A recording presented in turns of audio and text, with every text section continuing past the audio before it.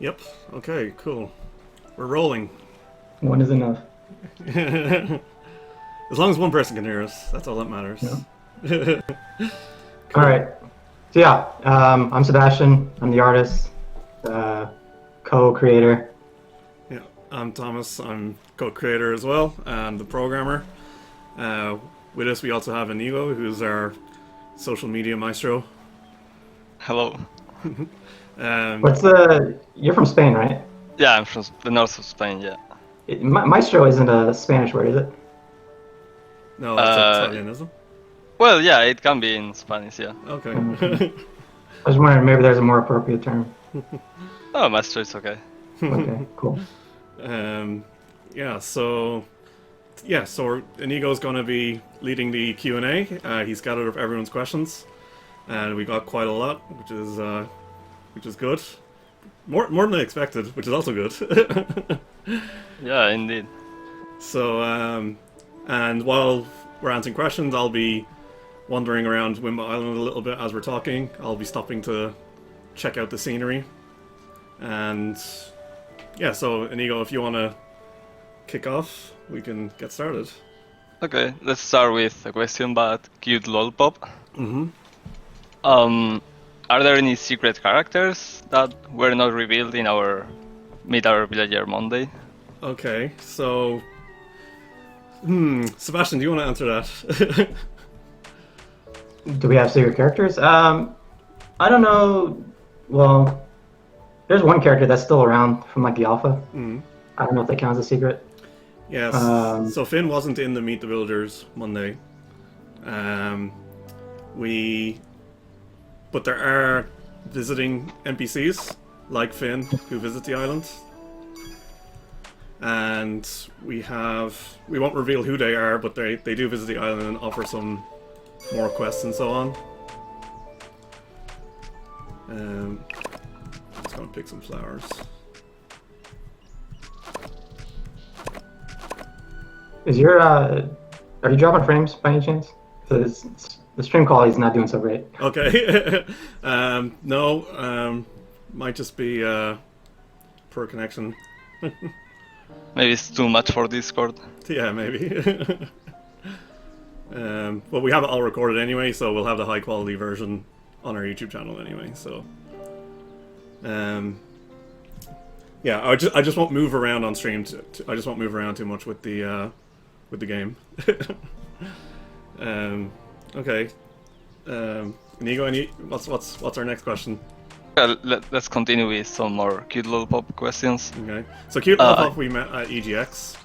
Somebody says because our server is not boosted. Oh, okay. If people would like to boost the server, we would appreciate that. Bruh.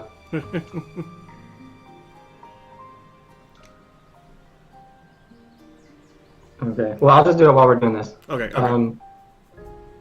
Go ahead. Okay, yeah. Can Finn and Evil become best friends? Like, they're best friends of Cute Lollipop, of the player. Yeah, we already have some fans of some characters in our Discord. I think Dibble is quite popular. Personally, I'm a Nina fan, and yeah. So each character you generally get, kind of quest lines with them to become kind of more friendly, I guess. There's no romancing. We're not doing any romancing. But I'm sure there will be some fan fictions about some characters. Yeah, I like Vyra the best. Mm-hmm. I don't know if she's... Yeah, she's come up yet, right? Yeah, she's been in Meet the Villagers, yeah. Mm-hmm. Yeah. She just recently wandered into the... So she's in the inn there, at the top. We got some intro scene here, which I'll skip so I don't want to spoil anything. Oh god, there's a bug. Yes! First bug on stream. We did it. Let me restart that. So as you can see, we have not fully started the QA process. But we're getting there. So what was the next question? The next question is, do we have an estimated time of how long the main storyline will be? Ooh, that's a hard one because it is sort of an open world game. So for the main storyline, I'd say so there is kind of day and night cycle and seasons in the game. Depending on how quickly you kind of get through the depending on how quickly you get through, because some of the progression is related to raising the jelly, so depending on how much you're kind of paying attention to that as well will kind of affect how long the main story takes. Can you guys see the game running again? Yeah. Yep. Cool. Okay. Let's avoid any cutscenes in case of bugs. So the main story, it could be, I'm gonna guess, maybe 20 hours, depending on how much you're kind of paying attention to jelly raising. Okay. Okay, next question. Will we be able to upgrade the flute, and does it do multiple things, or is it just to make the jellies dance? Sebastian, do you want to answer that? Sorry, I'm like distracted by this stream call is really bugging. But by the way, I just want to go back to. Did we already answer the question about multicolored jellies? By the way. No, not yet. Okay. On the length of the game, the actual main story, you could technically probably do relatively quickly. I'll say less than 10 hours if you skipped probably less than 5 hours if you skipped ahead in time, like if you just slept through most of the days. You could probably, I guess, speedrun it, so to speak, pretty quickly. But there are a lot of different jelly delivery quests and like weekly shipments of different items and things you have to get. And that, if you want to do like full completion, that's probably quite a bit of time. Yeah, definitely. I mean, I wouldn't be surprised if it was at least 30 hours to do like actually everything. Yeah, and that's if you knew exactly what you were doing as well. Yeah, because I mean, as you get through the island, there's a lot more jellies, a lot more items. You have to figure out where the jellies are, what items turn to what other items. So it'll take. I mean, assuming you don't just look it up on the internet, it would take some amount of time to actually figure all that stuff out. So depending on how much you want to play the game, the answer to how long the game is maybe 5 hours to more than 30, probably. So yeah, the next question? Okay, yeah. Will you be able to upgrade the flute, and can you make something else apart and make jellies dance with it? So with the flute, you can do a few things, not just catch jellies. Obviously, you can use it to do alchemy. You can also interact with some of the bugs and other plants and stuff on the island. It kind of functions the same way as like a sword would in like Legend of Zelda. You can go cut grass and hope that stuff pops out. So it's basically your general purpose way of interacting with objects in the game and with the environment. There's also hold on a second. So we have the environment stuff, but there's also the alchemy and catching the jellies. So with the alchemy, we can drop items on the ground and use the flute to turn them into new items. Oops. So, in this case I turned the aqua flower into an aqua dye, and yeah, there's more kind of complex, more powerful items that you can get through alchemy. So in the top right corner, you have how many charges your flute has, and that every time you transmute something, that decreases, and it slowly recharges over time. So you can either, and the only way to kind of really get that back quickly is to go to bed, or it's like 1 note per game hour. So that can take a good while to recharge. As you play through the game, you get upgrades to increase the amount of charges that you can use. So yeah, you know, kind of like the heart containers in Legend of Zelda. Okay. Okay, next question is by Gamma. You might know him from the server. Yep, Gamma is very popular in our server. He's active member. Yeah. Okay, so from judging from the trailers, the game is quite cheer, happy-go-lucky feel.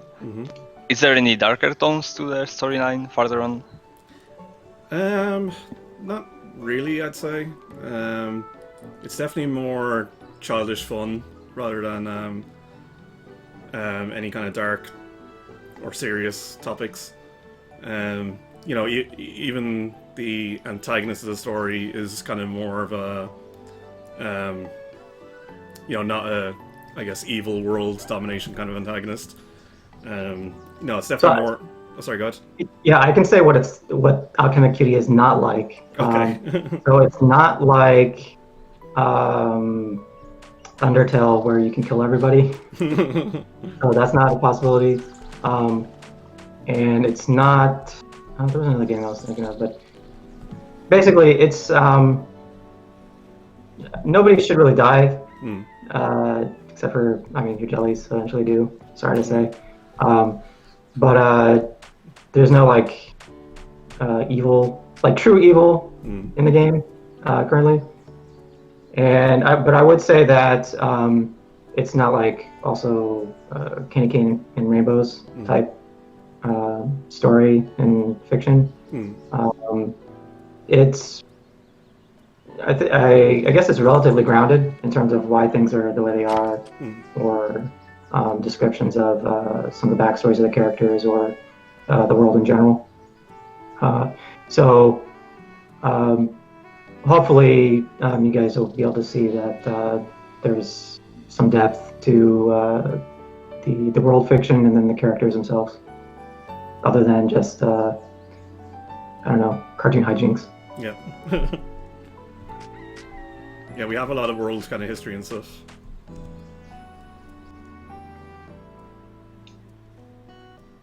Okay, well, we'll do better next time. Yeah, yeah. We had tested this out, but it clearly was not a good enough testing. So anyway, we're up and running. So okay, yeah, Inigo, do you want to continue with the questions? Okay, yeah. Next question is by Corbin. He asked if there is any multicolored jellies, for example, like the Jeb and the Score ship on Minecraft that constantly changes color. Sebastian, do you want to answer that? So literally like the Jeb sheep, no. There's nothing that just cycles automatically. Technically, you could do something similar if you made your own item effect. But that's kind of a hack. So technically, no. You could also add your own colors anyways, though. Yeah. So if there's a color that you wanted, you could create a palette for it, input the color data, and then just figure out a way in-game to assign it to a jelly. So that could be like an item you find, it could be through dialogue or something like that. So you can really put just about any color on a jelly that you want. We do have the trait as well. Yeah, there's a trait where that helps you change colors pretty easily. Okay. Let's go with a modding question that was made by Rahman2K. How easy would it be to add adventure, RPG, and roguelike elements to the game? So, adventure... It'd be very difficult, I'd say. There'd be a lot of scripting involved. Especially even roguelike stuff would probably be fairly difficult. like the modding is very much geared towards producing Alchemic Cutie content, in that you can add new maps, you can, add new items, add new quests, and so on. Introducing kind of new game mechanics might be a little bit trickier. It's possible to do, but definitely not easy. But who knows? Like, maybe we'll get a lot of requests for it, and if the game is selling well, we could add some more APIs to the modding tools. Okay. On the same note, will the music be moddable? Can you change it or something? So you can definitely change music through the API. To add new music, I'm pretty sure it's kind of possible. I don't know. I don't know too much about the music stuff as far as how that functions. I think I have that semi-hard coded in that you can change the tracks, but you can't add your own tracks. Now you can add your own sound effects easily because a lot of that stuff is done through kind of sound paths. And we do have a lot of like cutscenes where kind of once-off sound effects are played. So that's the and there's also I guess technically you could do it through on a map by map basis at the very least. So you could configure. So we have map-based ambient sound. So if you're near the ocean, you'll hear the ocean, or if you're in the forest, you'll hear forest noises. So if you made, like, for example, an indoor location and then set the ambience to a music track, you would be playing the music, right? So you could do it that way, but as far as like a reactive type of script level, I think that's pretty limited, right? Yeah, definitely. Yeah. At least right now, if the modding ends up getting big, then we'll have more ability to add more to that. Okay. Will the boat? Can you control it? Can you take it somewhere? No. So the boat is mainly for visitors to the island. Like we said earlier, that there's some NPCs who come to visit the island, and like people could, if they were working on mods, they could easily add their own visiting NPCs. And that'll also kind of be for DLC and kind of future expansions of the game. We'll have visitors coming to the island and introducing new story elements and so on. Okay. Yeah. If we did do DLC, which would be nice. I mean, if the game's successful and we can do that, that'd be great. There may be other options there to go to a different location. If you did a mod, you could set it up to do it that way, to teleport you somewhere. But in the game, it's not functional. Okay, let's go with a question by Missile. Can I become a jelly? She asks. I assume. If you wish really hard, it's definitely possible. But in the game, no, there's no turning yourself into a jelly. Okay, another question by Sailor Bad Choices. Does this game have an end, or is it like Harvest Moon or Stardew Valley, where you can play wherever the time you want until you get bored? So there is a main storyline that has an end of the main story. However, the game mechanics are endless in that you can keep raising jellies, and there are quests and the jelly competitions as well, where you can, keep having to get more complex jellies and, or raise higher stats jellies to win the competitions. There is definitely a runoff point. I'd say people would get bored, but there is a possibility for 100 or more hours to kind of go into it. Yeah, I would say hopefully the answer is you get bored after you feel like you got your money's worth from buying the game. But otherwise, like Tom said, there's a main story, there's certain quests that you can do. But otherwise, it's up to you. You know, when you're ready to be done with the game. Yeah.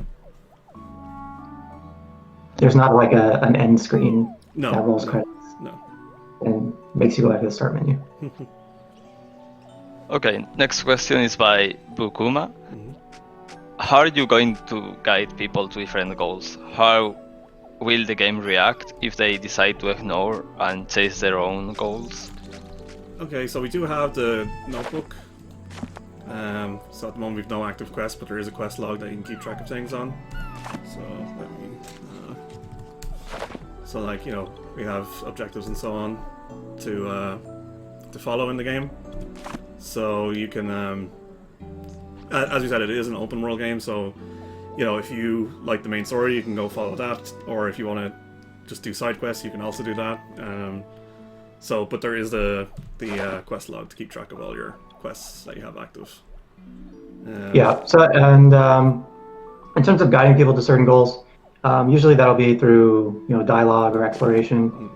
There's not going to be any situations aside from the tutorial, which you can skip, where you have to do something. And even in terms of the main story, you should be, in order to get to all the different areas and see all the different jellies and items, you'll be completing that just while you're playing. So technically, you could just spend the entire game in the first area and never explore anywhere. I don't know. You wouldn't be able to finish all the quests that way, I think. But there's nothing. Yeah. Well, I mean, there's certain jellies you wouldn't be able to get hold of. And stuff like that. Yeah, because there's jellies like certain shapes and colors only appear in certain areas. So. Yeah, and also during different seasons, but the game is not going to really give you an end state or put you into a penalty box where you can't do anything if you're not doing, you know, specific objectives. You can kind of just mess around if that's what you really wanted to do. Okay, next question is by Corbin. He just asked this. Is there going to be a colorblind mode in the game? This is something I was looking at from a technical perspective. There's definitely ways to do that through shaders, from what I understand, and it's something we would like to do, but we would definitely need, well, as far as I know, none of us are colorblind, but yeah, we definitely need someone to help test that if we do that, and yeah, accessibility is definitely on our list of things to do, and you know, if we can't do it at launch, we will aim to kind of do as much support as we can post-launch. Okay. Following up with this question, Corbin asks if there is going to be some kind of multiplayer in-game. Everybody at every conference we've been at, people have asked us about multiplayer. There will not be any multiplayer unless the game is wildly successful and we have the resources to do that, because it is not an easy task. We would definitely need several programmers to help on that.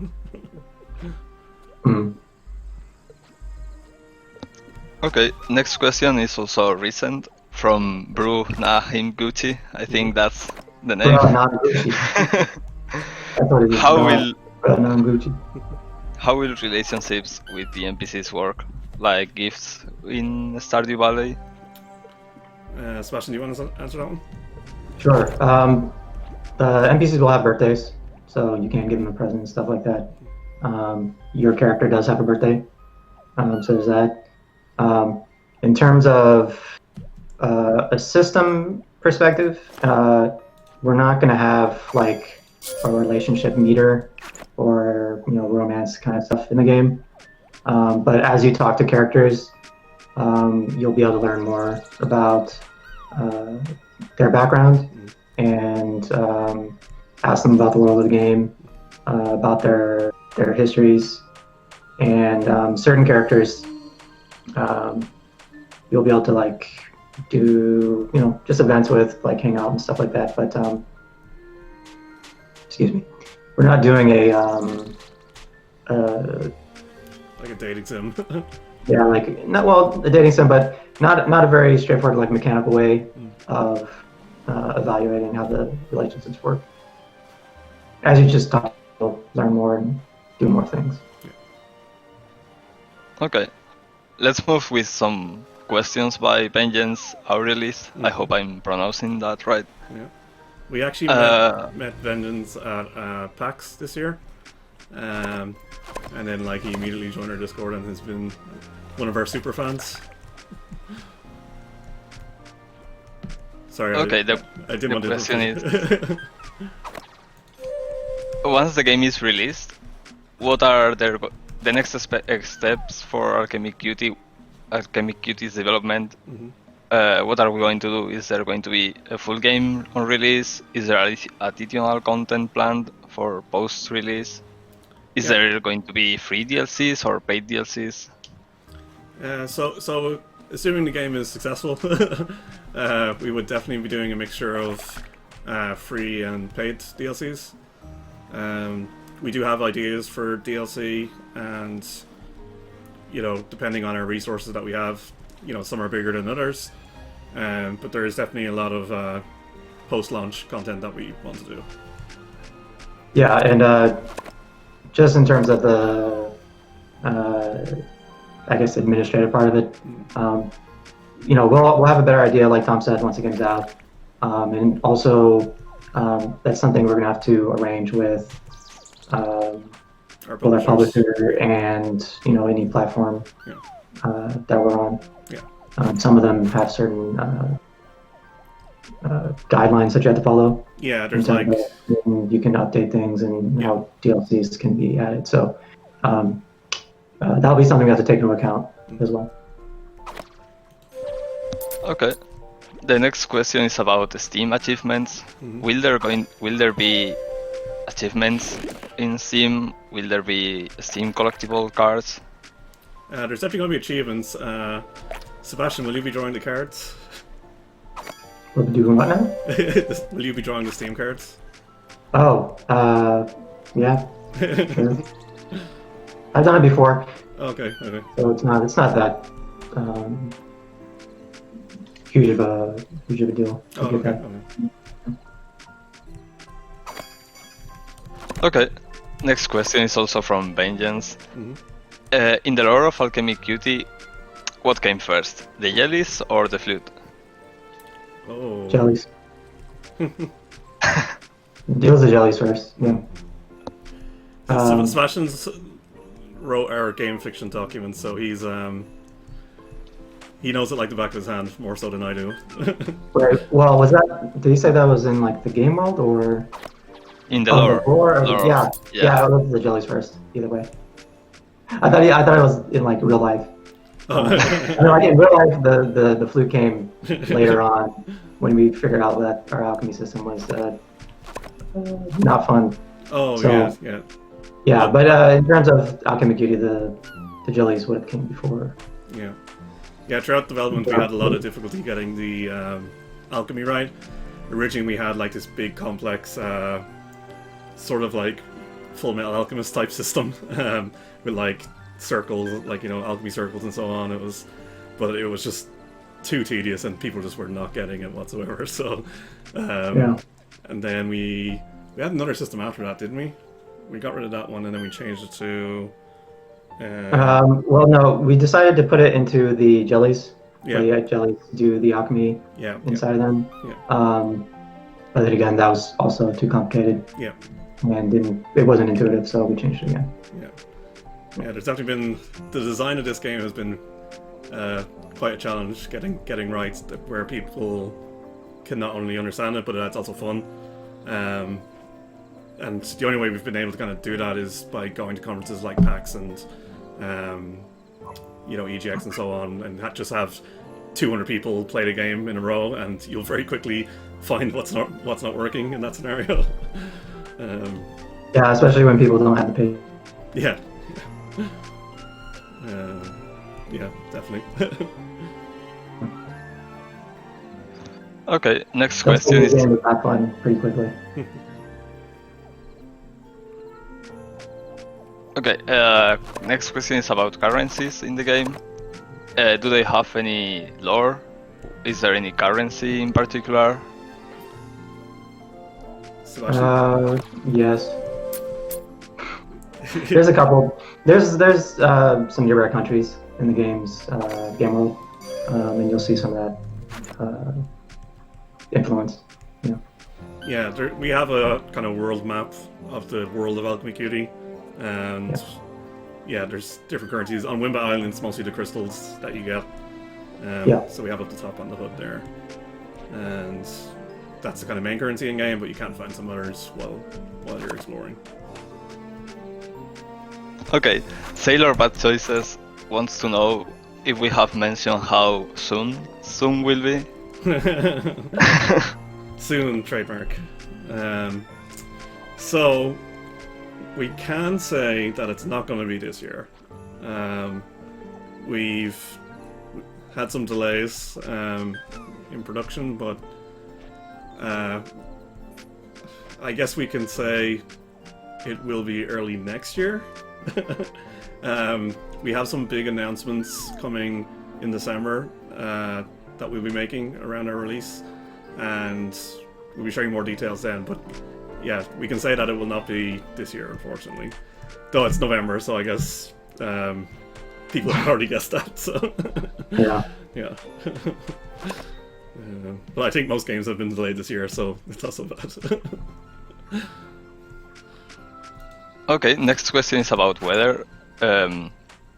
We already know we have weather in the game, but is it dynamic? Is it fixed on a cycle, or how is it?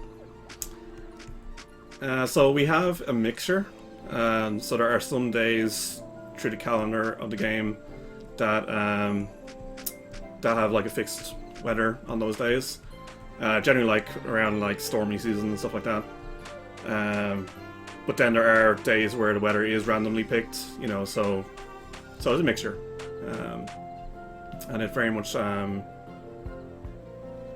there's also some special weather, not just your standard kind of rain and so on. We have some world-specific weathers which we won't reveal just yet. So. Okay, following up with the weather question, is there any certain jellies that can only be acquired during a certain weather or event or something? Not at the moment, so we don't have any weather specific ones. We definitely have season and time of day specific ones, and location. So some jellies you can only find on certain parts of the islands, some jellies you can only find in winter time, but not specific to certain weathers. Although do we have stuff to tell what weather it is currently?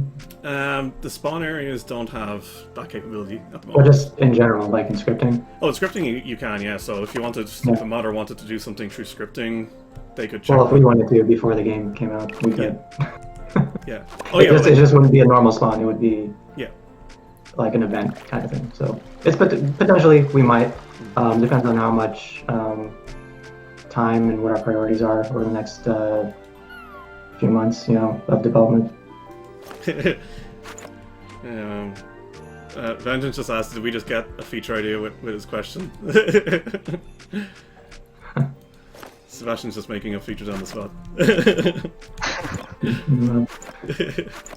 No, like we do have some scripted events planned in the game that will occur at certain times of the season and so on. So, but yeah, we won't give away too much on that.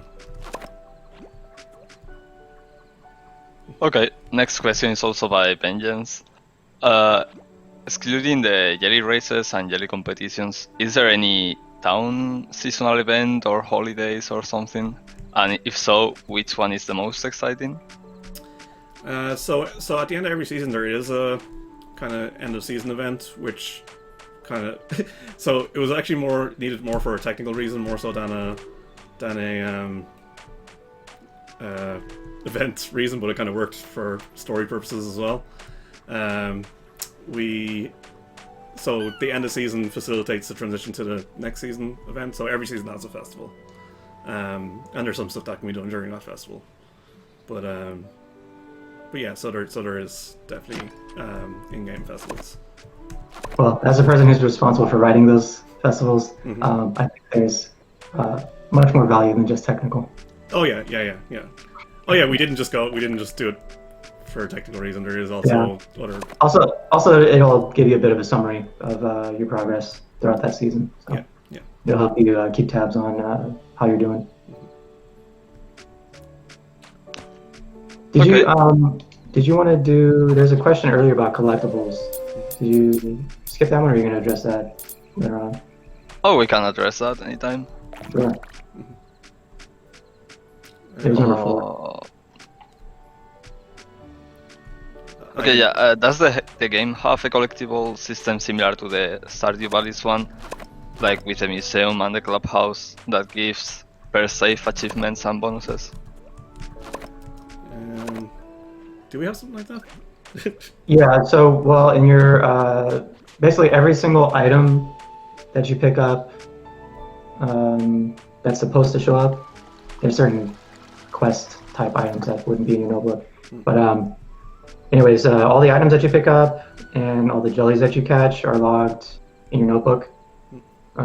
So whenever you get a new shape or color, it'll show up in your, was it the Cutie Dex? Is that what we're calling it still? Cutie Dex? Yes, we have. Is that legally distinct enough? Is that it's unofficially called the Cutie Dex. Yeah, so there's the Cutie Dex that actually keeps track of the different types and varieties of jellies that you've caught. Yes. And then there's the Codex that will track all the items. And each Codex page has basically what the item does, what it can turn into, what it kind of turns into when a jelly eats it. But you need to fill in that information as you use those items. So until you use alchemy on an item, it may not show up what that turns into in your notebook. And there's also the Cutiepedia, which is where all your notes or world information or things you read in like a book or hear from another character, where that gets logged. Think of it similar to the codexes in like Mass Effect, for example. Yeah. It has like world fiction and so on. Yeah. And also, this isn't technically, I think, the subject of the question, but given that you can breed all your jellies, you kind of have to in order to get somewhere in the game, as far as quests and progress. Ultimately, as you get farther in the game, those jellies are kind of be a record of,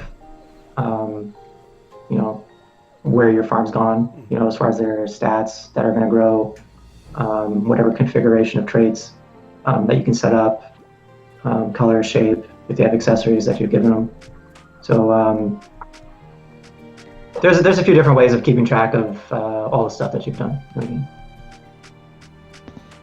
Okay, continuing with the Cutie Dex or Cutiepedia stuff, does filling those out offer you any in-game bonuses for filling them out or anything? We haven't decided exactly on that. Yeah, that's still some decisions to be made on the rewards for completion. Okay, next question comes from our Twitter community. The jellies are going to be like Pokemon, where you can collect all of them, or can you mix all of them and share characteristics and stuff? Yeah, so like we already said, like we have the Cutie Dex. We do, in terms of sharing characteristics, every jelly does have like traits. So let me show here in the. So like this jelly here has the trait Bottom Feeder, which means he likes eating the smelly beans that they poop out. And they so as you breed jellies, you can pass on traits to other jellies, and they do pass on their stats as well. So there is a breeding system there. Not exactly like Pokemon, but yeah, you can breed them and pass on your traits and stats and so on. Yeah, so there's a set number of colors and shapes, and a pool of traits, and then you mix those to get the different jellies that you want. Okay, next question is there going to be an in-game jelly radio or music for the jellies? There's no plans for that at the moment. You can play your flute to... so you do play the flute to like charm the jellies, but you can also play the flute for the jellies on your farm to kind of give them a happiness bonus. But maybe a radio is a good idea, maybe as a future feature to automatically increase their happiness somehow. Okay, going back with the questions from Vengeance. Besides the jellies and the townsfolk, what other wildlife or fauna is there going to be on Wimba Island? So we have, you've probably seen it on the stream, like the fireflies and the butterflies and birds and so on. You can't catch any of those. They're actually, the birds are kind of just an interaction, but the insects do provide hints to certain things in the games. So if you play alchemy on the insects, they'll lead you to somewhere interesting. I don't want to give away too much, so... There will be more information about this soon, right? Well, I don't know if you want to spoil that or not, I don't know. Okay. Okay, is there any console release plans? We do want to do consoles. We have nothing to announce at this time. We add a wink to that at some stage, but there are plans in place. We'll have more info at a later date. Okay, now a more technical question. What engine is the game developed on? So the game is built in a custom engine. I maintain an open source framework called Mini2dx, which is like for building games in Java. And yeah, the game is built on top of that. So the whole game is built in Java. The scripting and modding is done through a mixture of XML files, tiled maps, which is an open source map editor, and Lua. Move the cursor. It's bugging me. Sorry? I'll move Move the cursor. Seriously. No, it's just on my camera. Oh, okay. Oh, I didn't. Okay, gotcha. Yeah. I'll just leave it over here. Just pick your nose. Yeah. I wasn't sure if that was actually coming up underneath the camera, but yeah. So sorry, yeah, it's a custom engine. Yeah, it's using a lot of the same frame, like Mini2dx. Underneath Mini2dx, if you want to get kind of more technical, does use a lot of the same frameworks that Minecraft uses, like LWJGL and so on. So yeah, it's standard kind of technologies that have been used in other games. But Mini2dx just kind of provides a simplified API on top of those lower level APIs. So like instead of doing kind of pushing textures onto graphics cards and so on, you're kind of just writing things as more, draw image here, play this sound. It's a lot more higher level, which makes it kind of easier to maintain. Okay, next question is maybe a little bit of a spoiler too. Okay. Is there any other accessible places, land masses, or dimensions besides Wimba Island? Sebastian, do you want to answer that? Well, the answer is no. No, so the island's actually relatively big, and there's 4 different seasons that it goes through. And it changes a good amount between seasons. It's not just, a new texture for the ground and stuff. So, yeah, so that's what's going to be in the actual game when it releases. Yeah. Now, with the modding, we have space in the world to add new islands and so on. So if people did build out their own islands, they could easily be downloaded as a mod. And yeah, like Sebastian said, the island does change every season, and there are different zones on the islands as well to explore. So, and those zones change with the seasons as well. So, we think Wimba Island is it's definitely big enough to keep people interested in exploring. Okay. And what languages will the game be available in? So we're still finalizing, well, English, of course. We're still finalizing some of the launch languages. I think our current plan is to do simplified Chinese and Japanese, possibly at launch or shortly after launch. And then other languages will probably come at a later date. But yeah, that's all still being finalized at the moment.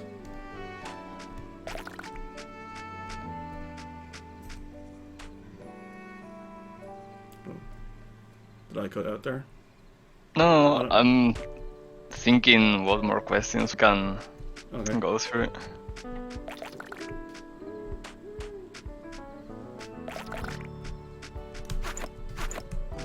I mean, we have currently gone through most of our questions, or all of them again. Is there any other ones after coming in on the YouTube or Discord? Okay, yeah, I have one more. Yeah. Oh yeah. Okay. Will the NPC animations, will there be editable in the same way you can edit tiled? Well, I guess Sebastian. You want to Sorry, I was checking for questions I missed. Could you repeat that? Yeah, can you edit the NPC animations in the same way you can edit the terrain with tiled? As I understand it, no, currently. We want to add in costuming support, basically where you can switch what sprite the character is using. But until then, you would have to actually edit the character sprites themselves to change how the animations look or how the character looks. But I'm not sure, are those public-facing things? So we have the sprite sheet, and I mean, if somebody added new NPCs, they could put in their own sprite sheet for that NPC. But at the moment, there's not really a way to override the existing NPC sprite sheets. Okay. Corbin asked, on console, could you add a mod menu? Since you can't really mod on console, where people do, I guess, save mods on the menu, or, you know. Yeah, I'm and not use a farming sim as an example. Yeah, I'm not really sure. Like, I know years ago, a lot of console platforms were very restrictive and, you know, wouldn't allow modding. But I think in recent years, I think Xbox allows it. I'm not too familiar. There's definitely some technical limitations on that, and obviously,